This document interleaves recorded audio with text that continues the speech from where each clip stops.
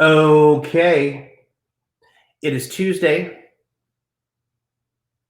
It is high noon, and it is time for the Architects and Heroes live stream show. We have a very, very special guest with us here today from now downtown Los Angeles that I just found out as I'm here in the Nashville headquarters of Architects and Heroes. Thanks to Miss Dr. Ayantha Alton-Harney. Thank you, dear. Much appreciated.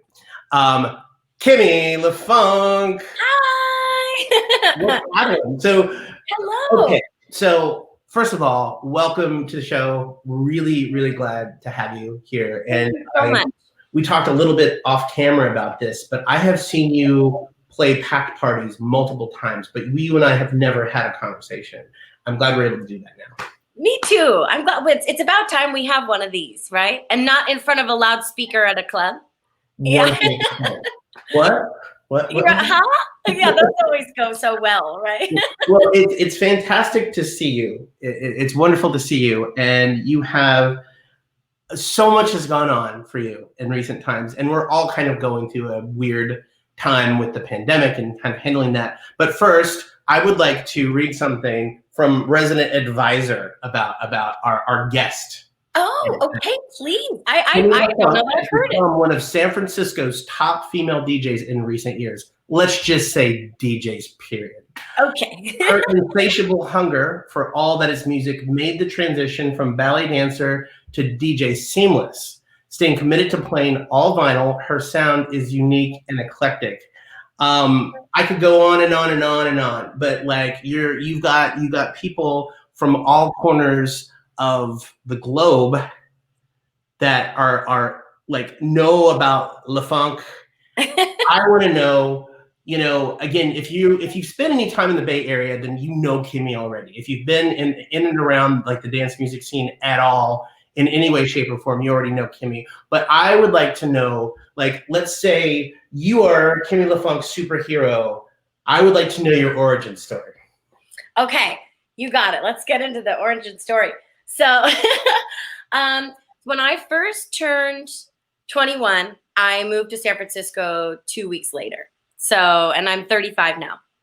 So when I first got there, I hadn't really been to clubs. I hadn't really been, like, I'd been to a lot of concerts, but I hadn't really seen like a DJ scene, like a dance music scene. And so within the first few weeks of me getting there, I went to 222 Hyde, which I miss and love dearly. And saw Joshua Is play. And pretty much immediately I said, I want to do that. I was so enamored and enthralled with how just one person can play track to track, just like pulling at my heart and making people happy with records. And I had always been really obsessed with music, really obsessed since I was little, like sitting in my parents' CD closet and, digging through their records and making mixes for all my friends, specifically to each of them. Like, I think that John will like this, and I think Taylor will like this. So I'd kind of already been doing that, like a collector of music. And so I really just needed to see what that meant, which is what DJs do, I feel like, is collect and play for the room. And so as soon as I saw that, I was totally hooked, and I was at 222 several nights a week, or Otis, or, any of the other smaller clubs. I liked the smaller ones in the beginning. But so Joshua Is agreed to give me lessons. And so I quickly bought a friend of mine's entire record collection. So I had like 500 records at once, where I was just like, wow. You weren't messing around, huh? I wasn't messing around, yeah. I want your entire collection, just all of it. Just give me all of your records. The whole thing, yeah. And that's, How did you manage to convince someone to do that? Yeah, well, you know what? Actually, a couple years after that, after I bought his whole record collection, I won't say his name, but he heard me play out at one of my friend's birthday parties, and it was an all old school hip hop set that I did. And he came up to me and he goes, "Those were all my records, weren't they?" And I was like, "Some of them." He goes, "What did I do?" like, dang it. Why did I give you all of that? Sorry. That's the way the cookie crumbles, son. Yeah. By the way, I played the shit out of them, but they're worth way more than what I paid. Anyway, have a good one. Have a good night. Yeah. He was super bummed. But so I got a bunch of records at once, and he had this perfect mixture of hip hop and dance music. And it was like a little bit of everything. So it was really fun to kind of go through that and explore it. And my first DJ setup was actually, I found like the cheapest setup I could find, just because, you know, I'm 22, 23 years old and just moved to SF and had no money. And I went to the Academy of Arts. I'm going to school. And so I found this really cheap DJ setup, I think on Craigslist or something. And it was 2 purple Newmark turntables, and they were plastic, you know, so they were really terrible. Just really like getting the records to stay mixed was really hard, which I didn't even know because I hadn't used Techniques, so I didn't know any better.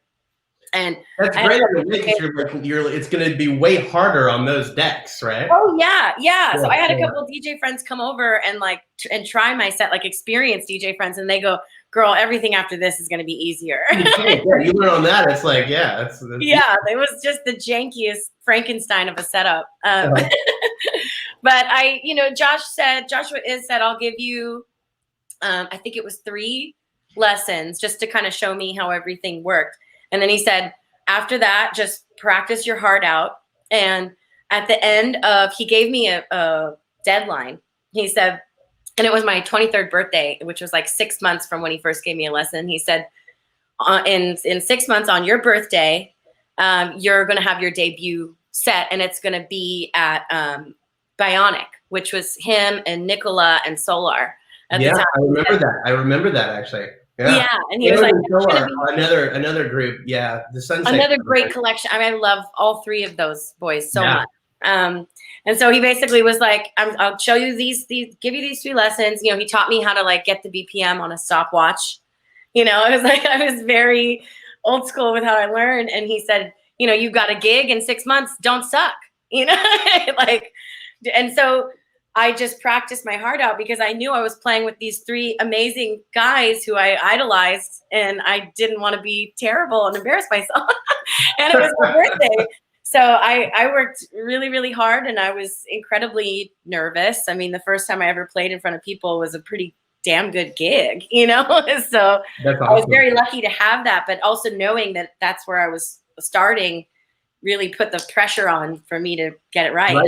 You really had to level up and really had to up your game for that, didn't you? Yeah. Wow. I remember I was shaking so bad when I went to put the first record on that I couldn't even get the needle to drop like on the song I wanted it to drop on because I was just shaking. And Josh goes, "Do you need a shot of tequila?" I said, absolutely. Yeah. Yes, I do.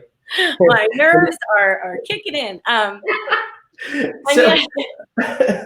So that was your first gig, and that was at Bionic, and this was circa. So, well, math is not my strong suit, but I'm 35. I was 23. So this is almost 12 years ago. So like 2014? Yeah. Wow. Like right around 2014. And then after I played that first gig, I really thought, well, that's it. Like, I don't know who else is ever going to book me or what's going to happen next. And I was very, very lucky to have Joshua really take me under his wing. And, you know, if he was ever doing a gig somewhere, he would maybe give me like 15 minutes to play before him, you know, really early. And he just kept giving me little opportunities to practice in front of people. Because I really think with DJing, it's something that you can practice all day in your room, but until you do it in front of people. Exactly.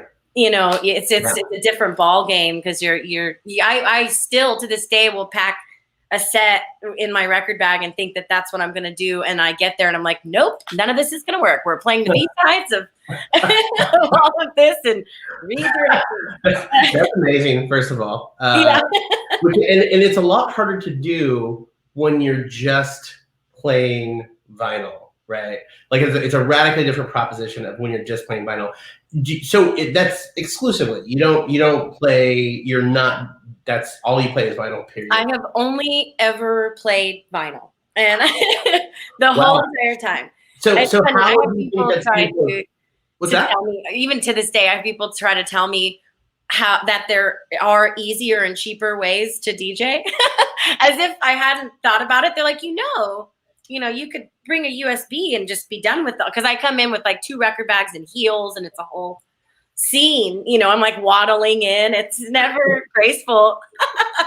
And one of my record bags, like the handle broke off, so I can't wheel it. So now I'm really waddling in. It's just like, girl, the struggle. Why are you doing this to yourself?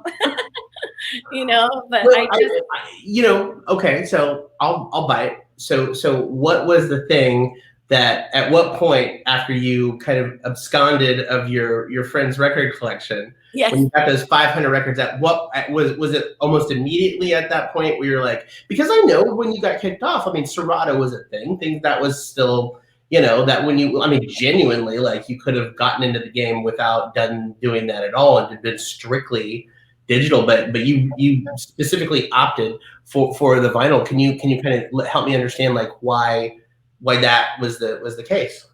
Yeah, I think it started from my very like collector personality. Like I loved the hunt for finding ones that I was looking for, and I really loved spending time in record stores. I felt like I learned a lot about music just from hanging out in there and hearing people talk and getting to know the record store owners. And as soon as I walk in the door, like Mike B in Vinyl Dreams, I walk in and he's like, Kimmy's here, boop, boop, and it's like I starts pulling me stuff that he thinks I would like, and kind of the not knowing what I'm looking for, kind of discovering along the way. It's been really fun for me. And I'm not so much like the way it sounds kind of snob about that, I think it's better, sure. But that's not the only reason that I do it. I think it's more the precious nature of it too. Like, I feel like I'm already not playing music that I made. And so to have like this special tangible thing that this artist made and being able to support them in that way, but also this thing that I can hold. I mean, when I'm digging through my record bag looking for what I'm going to play next and I find the one, it's just like, here you are, I talk to them. It's a whole, I have relationships with my record. It is. And I mean, I don't think I can describe like anything that, well, there's some things I'm sure, but like the moment when I get records in the mail or, when I find a record that I've been looking for forever, that feeling of joy is like when I was little and it was Christmas morning. I swear. It's just like, like my favorite thing. So yeah, it's that whole experience. I think it's the waiting and the searching, and it's not so immediate. It also helps me make a decision.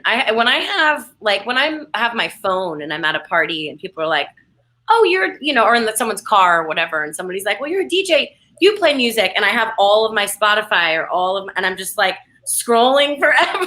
Like I can't make a choice. And even with my, my digital music, I have to make playlists, so it like limits me from, my ADD music brain is just like, well, I'm across the board, because I'll be like, that guitar and that particular riff of that DJ Sneak song reminds me of a French Yee 1960s song that I need to hear. In fact, I need to compile a whole playlist of just Yee stuff right now, and I need to right now. I'll go down that rabbit hole, or I'll be like, oh, this is Tortoise. Jeff Parker's in Tortoise. Jeff Parker has a solo record. He worked with Kamasi Washington. I need to listen to some. It's relentless. Yeah, it's just my brain is like on the, if you like this, you might like this, and you might like this. When it's just and I will say, there's first of all, I'm going to commend you just because I did my last gig where I carried a record box onto a plane to a gig in a different city. I remember the last time I'm like, this is it. This is the swan song. I'm never going to carry, unless I'm moving to that city, I'm not going to carry a box of records ever again. And I, at that point, moved over to digital. Yeah. I gotta say, the USB drive. It's brutal, man. It's brutal. Well, and I've been in LA for almost 3 years now, and I play in San Francisco. Well, when things are normal, obviously, I was playing once, maybe twice a month. So I was taking, and then usually when I'm there, I'll play a couple different gigs just to make the most out of the trip. And because I play so many different genres, I'm usually booked for a couple different types of gigs. So it's like, maybe I'm playing Monroe at 6 a.m., which is definitely a certain type of record bag. Yeah, yeah, Maybe for I'm sure. playing Yeah. a happy hour where they want soul music, or maybe I'm doing a 10 p.m. slot or a 2 a.m. slot. So sometimes I'll have like sometimes maybe like 2.5 bags that I'm bringing with me to play for Because whatever. they're different sets for different gigs. Yeah, yeah, yeah, yeah. And so I usually, and people think this sounds terrible, but I usually take the bus up to San Francisco because it's easier. Yeah, that sounds pretty awful. Yeah, no, I know I'm it in that sounds awful terrible. camp. But Who are actually, you? with vinyl, You can it get makes there in 30 sense. minutes on this. You can get there on the Southwest flight for like $50. Come on. I know, I'll but it's next time, okay? it's the vinyl. It's the vinyl because I Oh, could yeah, just yeah. the bus stop is right by my house, and I could just walk up to the bus and throw my records on and then get on. So if I have to take them to the airport, it's almost impossible. Well, I'm just gonna start by saying, A, you're hardcore and you're a round the way girl, which is awesome. Thank you. 2, I don't know. That's like that's a 7-hour commitment. It takes under an hour. It's more of a hassle to pack and to get to the airport and to park in parking. It takes longer than actually on the flight. But I know. we now have a San Francisco LA exchange, and you're being wrangled into my community of people with Raph and Michael from Into the Woods and Gold Code and Cosmic Spot respectively. So you're I'm happily wrangled. Bring me in. Wrangled into our tribe. Our goal is to have you never get on a bus again. I know. Well, and I'm really happy to be in LA, and I love playing in San Francisco, and I love my community there, and it feels so good to have the familiarity of playing in San Francisco. Yeah. But it's funny, at the beginning of this year, I was like, this is the year where I'm really gonna try to get more gigs in LA. Yeah, and then this happened. I'm just like, oh, maybe it's not gonna be this year. How about a plague and some civil unrest instead? Yeah, we'll just do this instead. Oh my God. Yeah, I never thought like the apocalypse would be this low key. It's like, what do you got to do? Well, I got to wear yoga pants and work from home, and then I get paid through the internet, and then after I get paid, I buy stuff on the internet, and it shows up my door. Just the weirdest. Yeah, I think it's pretty much just going to bore us to death. You know? Yeah, I think so. I mean, fingers crossed that the whole new wave of vaccine news that's coming through will hopefully just make this thing, more manageable. Because I am going crazy. It's been a bit much, but I will say this: I'm very, very, very fortunate. I live like a half-mile walking distance from the beach where I am. Oh, that's great.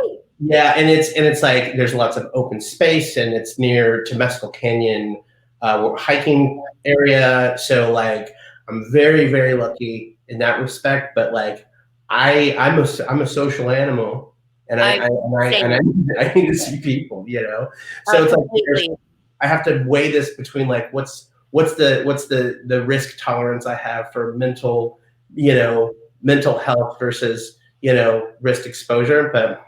It's a mental marathon for sure. I mean, I definitely have learned like things that I have to make sure that I do every day to keep me focused and balanced. I lost my job back in March. I'm sorry. And I know you were working at the Improv Comedy Club. I was the special. Tell me about that. That sounds awesome. Oh my gosh. It's such a fun job. And I've always been a super creative person in all types of ways. Like music obviously is my number one love, and I've been celebrating that in every capacity, whether it's art or photography or playing records or whatever. It always centers around music. Mm-hmm.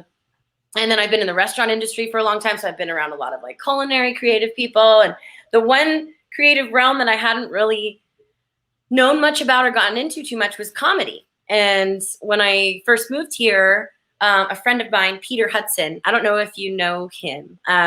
He was in the San Francisco scene for a while, but he was one of the managers at the Hollywood Improv.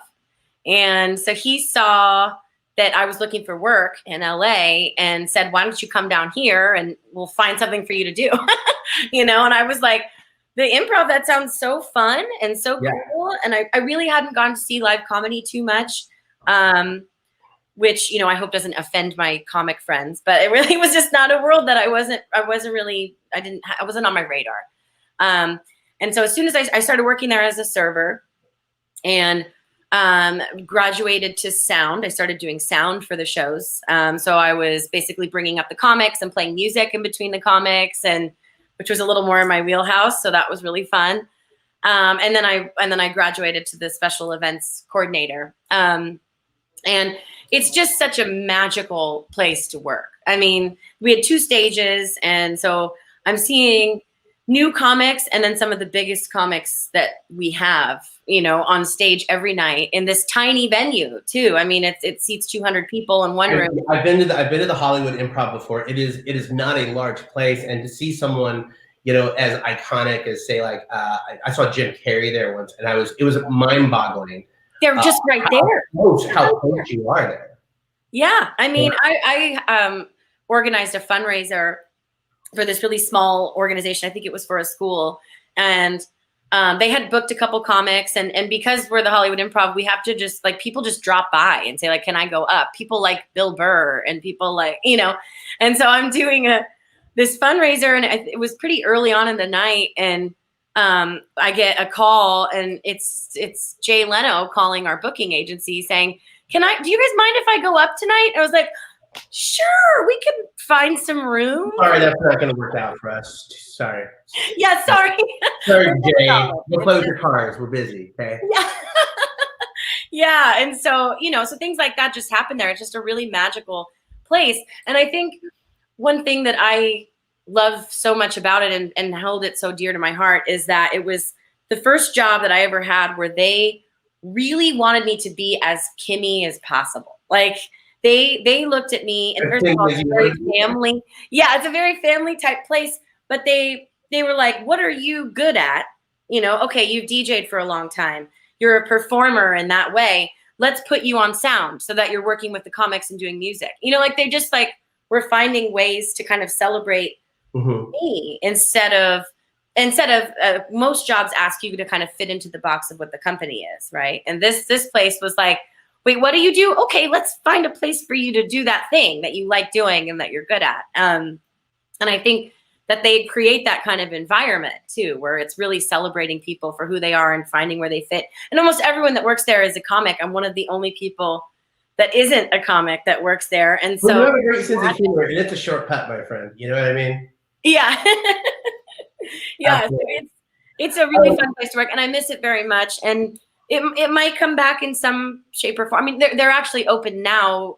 They have the patio open, but they're not allowed to do comedy yet. Right. But I don't really know what my role would be when I go back. I mean, they're running one with a very small staff. So, that was tough. It was tough because I liked working there so much, and it's not. I mean, it's been tough for a lot of people, and Absolutely. Of everyone that I've interviewed, and I think you're number 13 or 14, episode 14 that we've done. Okay, lucky 14. Yeah. What's that? I said lucky 14 or 13. Either one. Yeah, don't quote me on that. Numbers are not my strong suit. Okay.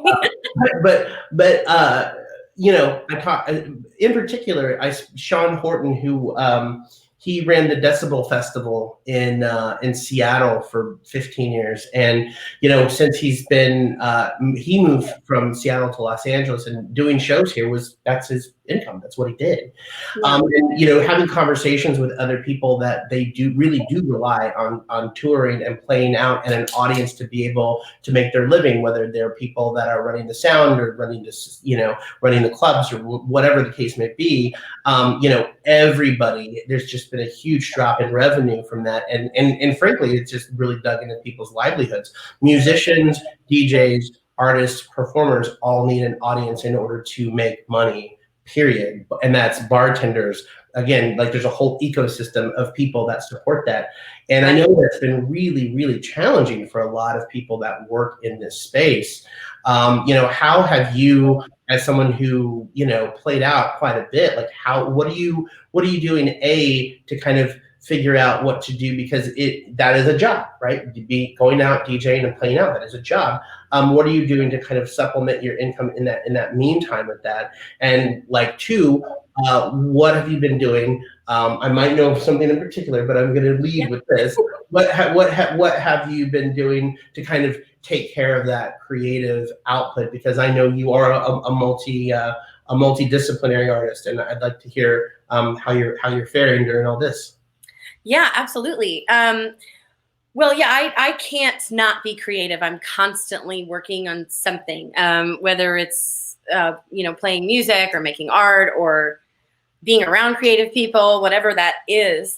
So one thing that I've found during this time, well, first of all, when we first went into quarantine, my family is close by, which is really nice. And so I spent a solid 3 months at my mom's house, and my sister lives there too. And so that was really therapeutic and really nice for me to be able to have. It's nice that it can be therapeutic for you. For a lot of people, it would not be therapeutic. Right, that's true.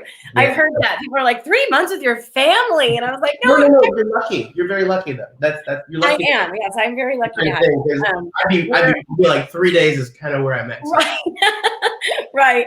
Well, and so yeah, they're a blast and super fun and really supportive of anything creative that I'm up to. So to kind of have something to do, because I was like, well, I don't know, I'll buy roller skates. I'll learn how to roller skate, and I'll bring. I've been making these record collage art pieces for years, but just kind of put them down. Yes, there's one right now. Yeah.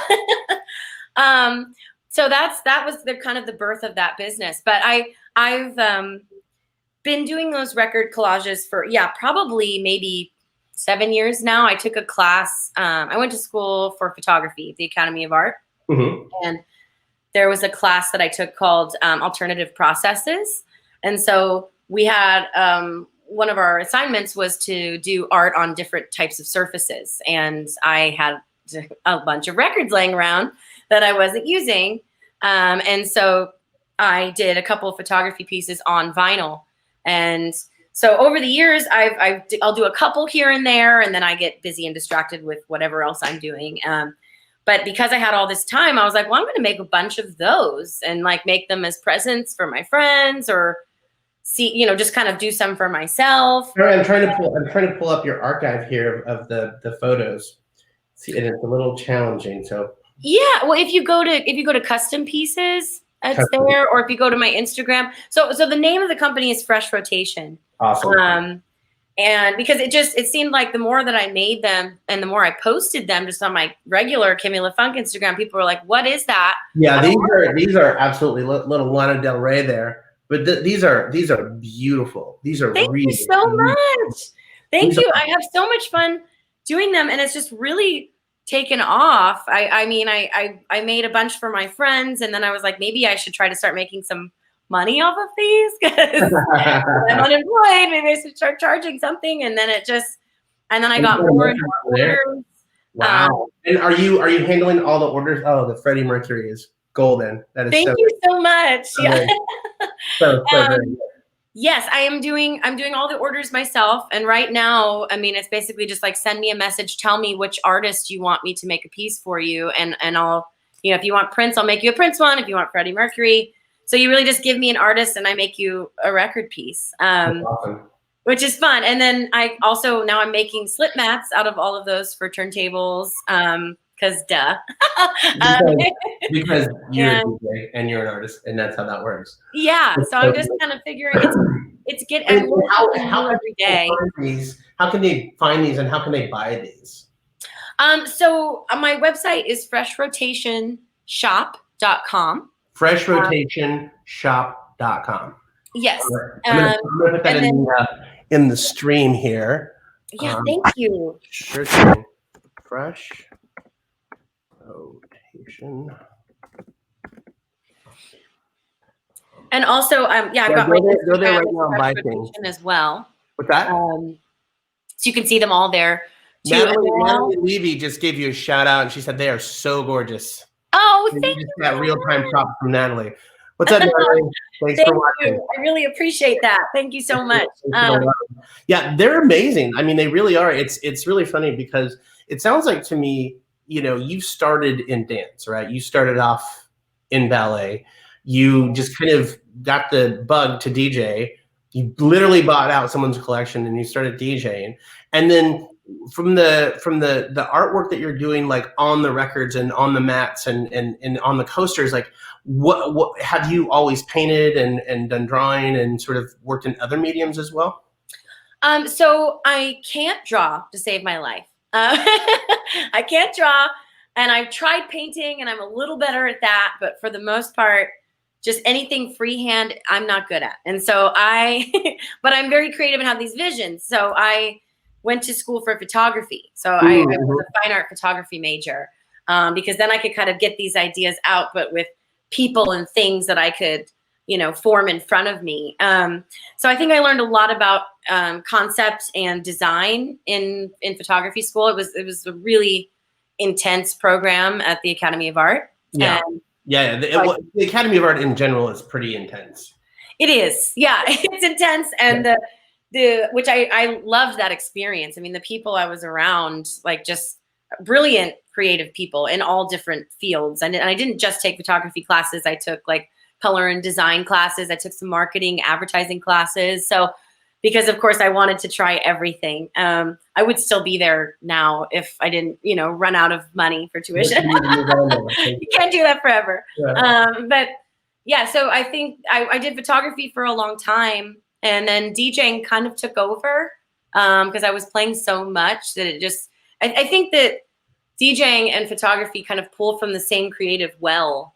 And I only had room for so much, really, at once. Yeah. And so I get that. It's funny because we had Sam Prekop, who is you know, in the Sea and Cake, and also does these amazing solo records, synthesizer based solo records.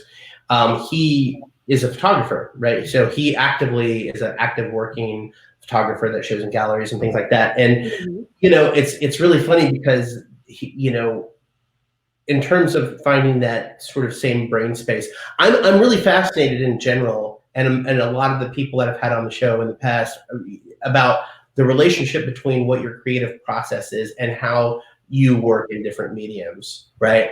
Because I feel like, especially now, especially with things being the digitization of almost everything. You might have heard about that with music too. I don't know if anyone told you. It's like in the background. Just over here somewhere, maybe I've heard it.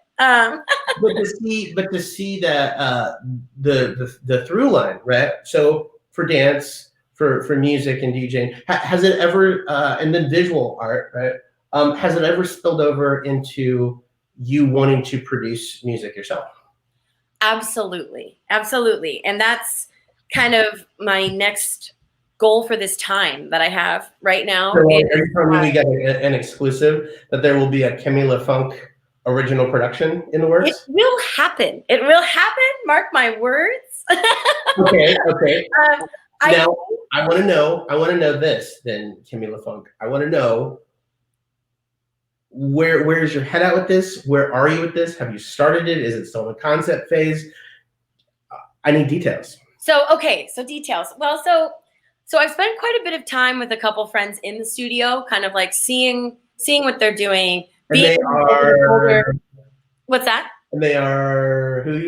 Well, my good friend Cool Carlo, he lives in this building, the same building as me, and he's a producer, and he's the next floor up. So I'm more than he would like over his shoulder, like, well, how did you do that? And what did you do that? And what does this do? You know, and now add a bass line here and make it sound like, you know, he's like, just do it yourself instead of be in my ear about it. But so he's given me some lessons. And I think the next, and I, you know, I played around in the studio with Nicola and Josh years ago. And I would love to get in the studio with the Lisbona sisters. They're here and they're like, just come by and see what we're up to. And you know, and Kevin Knapp, I've spent some time with him in Berlin, just watching what he does. And so I think it's just time for me to like get the program on my own and sit down and play with it. Because that's really how I learn. People can show me all day. You know, there are some really, really great like, first of all, if you've worked at Ableton at all, Ableton has a really big pickup. Like you can get Ableton, and within the first day of having everything installed and kind of put together, and your MIDI controller together, you can start to make things. It's very intuitive, and you can also go very deep with it too on sort of like the micro editing. So, and there's lots of really cool plugins and things like that. So Ableton is a really easy way to go. Also, if you're more of like an iOS person, like if you have like an iPad or whatever, there are some things on the iPad that, like, I had a room full of gear back in the day, and I swear that there are a couple of these apps that I have that just completely are on par with that room full of gear, and I got it for $20. It's astonishing how much it's evolved. So there are lots of different options out there for you to jump in. Do you think, I mean, because I think it's safe to say, right, that you're an open format DJ. You're not like a strict, I only play house, or I only play soul, or I only play hip hop, or whatever. Like you play what you feel, you play for the crowd, you play for the event. What do you think, like when you get in studio and you start working, like what do you think is going to come out of your head? I think, well, okay, I bought a bass guitar. So that's another thing that I'm learning right now. But I'm thinking like kind of like not taking itself too seriously, but kind of like chuggy, funky electronic. So sort of more like around like 110, 112. Maybe a little bit of like weird vocals and samples thrown in there. Like, I mean, I love what Dave Aju does. I love like some like kind of hot chippy sort of stuff. Like I like the stuff that kind of teeters on, here's house and electronic and techno, but then here's there's a bass line and there's a guitar, instruments in there mixed in. So I like the kind of idea of like a hybrid of not so electronic-y, robotic. I'm trying to think about who did this song. I feel like I should know. I feel like it's one of those things I should know. And I'm going to have to pull it up. Because now I'm thinking. Tell me. I mean, anytime Laid Back, Ride the White Horse. Exactly. I love something like that. I mean, and I've started to play. Oh, I love that. Yeah. Have you listened to much like Dame Funk and sort of that like mid-tempo, more like boogie stuff like that? That's what's up. That's what I think. That's what I'm thinking. Too. What's that? That's what I'm thinking. That kind of stuff, like that kind of level where it's like modern but not at the same time, you know? Yeah, there's so much, especially in LA. If you start to dig around, like Stone's Throw, their back catalog, and they're all the new stuff they're putting out. Leaving Records, which is Matthew David's, cassette label based. I think they all work together too. Stone's Throw and Leaving Records, and obviously Brain Feeder. I'll keep an eye on them. For sure. Yeah. Brain Feeder, Flying Lotus's label, Brain Feeder, and we had Daedalus on last week, which was cool too. We've had some really great people on the show. You have. I'm like I told you before we got on, but I'm honored to be a part of that list. Well, I mean, you're in the way that I look at things, that's where you're at. I mean, I've known your work for a long time, and we talked about this off camera a little bit, how Jeremy pointed out, like, and I literally had you on my list of people to reach out to, and I think I had pinged you a couple months back. I don't remember what it was, but I remember I literally have you on this list, and I was like, I'm glad it really worked out that you could come on. Really appreciate it. I love talking. Really? Yeah. So, what do you have immediately in the works right now? What's going on with you? Well, next few weeks in particular, I have about 8 custom order vinyl pieces that I have to do. So it's like I've kind of broken it down to who needs their orders first. So I'm going to be working on a ton of art this week. I'm going to be. People on the show right now are like, when's my stuff going to show up? What's that? I think you got people that are on the show right now watching going, hey, Kim, where's my stuff? Hey, where's my thing? Yeah, I'm working on it this week. Okay. Yeah. How are you handling sort of marketing yourself during this time? Because it is next to impossible, It's really, I mean, the fact that I've had my DJ career and my Kimmy LaFunk name for so long, that has helped so much with cross promotion That's great. for the new business. And then also my friends have been amazing with anytime, just posting about my website and saying, go check her out. Like I have such a great community of people around me that have been so supportive and getting the word out. And I'm always surprised at like, oh, how did this person find me? And it's usually through one of my people, Mm-hmm. So I'm working on that. And then actually one exciting thing that I got yesterday, Jimmy B actually recommended me, but they're doing a big fundraiser called Revive the Night in San Francisco. Oh yeah. You heard about that? I have. Yeah. So I'm donating a piece and a couple slip mats to their auction for their fundraiser. So I'm really excited to be a part of that because that benefits people and places that I care so much about there. So I'm happy that I have something that I can give to them to help with that. So that's I just spoke yesterday with Dor One from Fault Radio, and he had mentioned that he was involved in that and is working on that as well. So I think that's awesome that's coming together because it's such a very unique and special place to be able to kind of push that. So I think it's great that that you guys are coming together. I just want to shout out JB, Revive the Night, a fundraiser in SF Independent Dance Floors. Yes. JB got that most definitely. In fact, yeah. Hey, if somebody's out there right now who actually has a link to Revive the Night and can post it in the comments, then I'll repost it on the Architects and Heroes Facebook page, on Instagram, and on all the channels where this is being floated out right now. So thank you for doing that. It's a fantastic cause. I mean, that's a big part of our lives, right? Is those times that we have together in those places with those people. 100%. And I miss it so much. Well, it's just like, who would have thought in our lifetime we would see something like this? This is just, you kind of adapt, and it's funny in a way. And this is something I've spoken with a couple of guests about. I think in a way it's really kind of forced everyone to reconsider how they're spending their time and who they're spending their time with and how they're, how they're going about this process. Because sometimes we just get mindlessly wrapped up in just to the grind. You're just going and going, but for what end? Absolutely. What are we all really doing here? What can we do to help each other, and what can we do to build a community? What can we do to kind of like get rid of some of the old bullshit ways of thinking about having everybody kind of in their own little boxes? Like, we really need to start reconfiguring the way that we live our lives. And one of the things I feel really grateful for, other than I've been healthy through this whole thing, has been that I've had these really deep and really important conversations with people about well, what does it mean? Like, what do we want to be as people? And I find connecting with people like you and connecting with people in this community overall that are great people, has really kind of helped me stay sane, honestly.